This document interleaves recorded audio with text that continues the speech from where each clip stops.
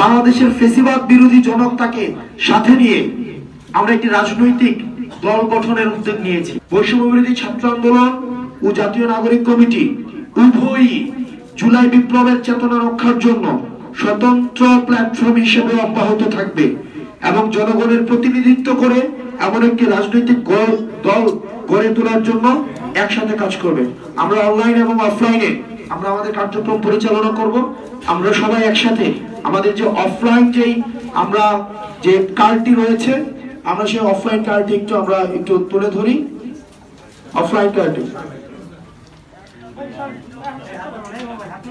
গণঅভ্যুত্থান পর্বে মানুষের ভাষাগুলোকে আমরা কথাগুলোকে আমরা উপস্থাপন করেছি। ঠিক একইভাবে মানুষের যে মতাদর্শ, প্রয়োজন, আকাঙ্ক্ষা, ওটা থেকে আমরা একটা সার্ভিস ওরিয়েন্টেড স্টেট করতে চাই, একটা প্রবলেম সলভেজ একটা স্টেট করতে চাই। আমাদের যে ভাবাদর্শিক যে সংঘর্ষগুলো রয়েছে সেগুলোর ঊর্ধ্বে আমরা যেতে চাই।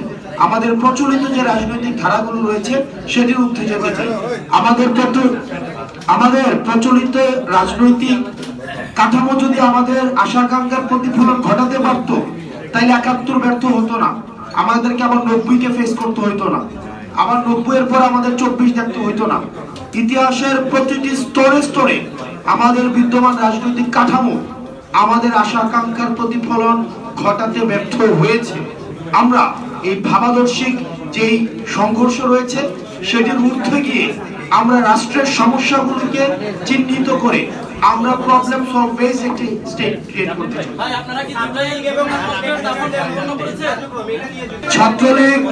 ছাত্রলীগ এবং হাসিনা এটার ক্লোজ চ্যাপ্টার, মানে ডান চ্যাপ্টার, ডেড চ্যাপ্টার।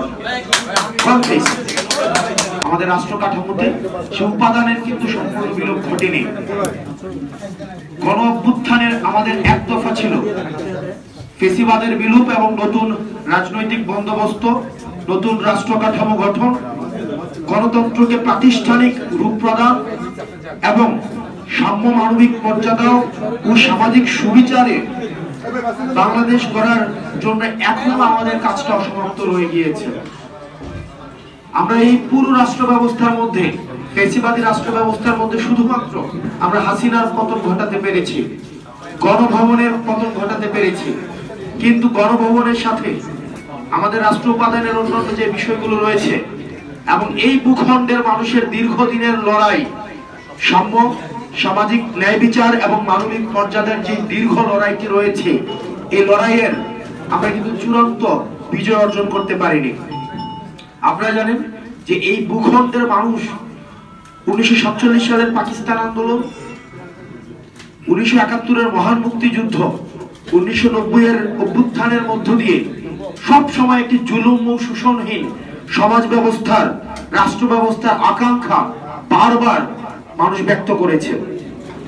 কিন্তু দুঃখজনক বিষয় হচ্ছে যে আমাদের বিদ্যমান যে রাজনৈতিক কাঠামো রয়েছে, আমাদের এই বিদ্যমান রাজনৈতিক কাঠামো এবং রাজনৈতিক দলগুলো এই মানুষের আশা আকাঙ্ক্ষাকে ধারণ করতে ব্যর্থ হয়েছে।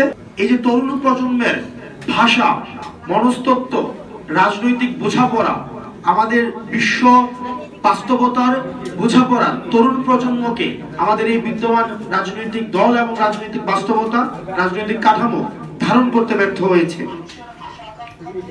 তো সেই জায়গা থেকে আমাদের যে অভ্যুত্থানের শক্তি, ছাত্র তরুণরা অভ্যুত্থানের মধ্য দিয়ে সৃষ্টি হওয়া, এই যে ক্রমশ যেই আমাদের এই ভূখণ্ডের মানুষের আশা আকাঙ্ক্ষা এবং নতুন করে ২৪ পরবর্তীতে মানুষের যে আশা আকাঙ্ক্ষা তৈরি হয়েছে, ফেসিবাদ উত্তর বাংলাদেশ, যেখানে সাম্য, সামাজিক ন্যায় বিচার এবং মানবিক মর্যাদাকে প্রাধান্য রেখে আমাদের যে নতুন রাষ্ট্রকল্প মানুষ চিন্তা করছে এখন, সেটিকে ধারণ করে বাংলাদেশের ফেসিবাদ বিরোধী জনতাকে সাথে নিয়ে আমরা একটি রাজনৈতিক দল গঠনের উদ্যোগ নিয়েছি।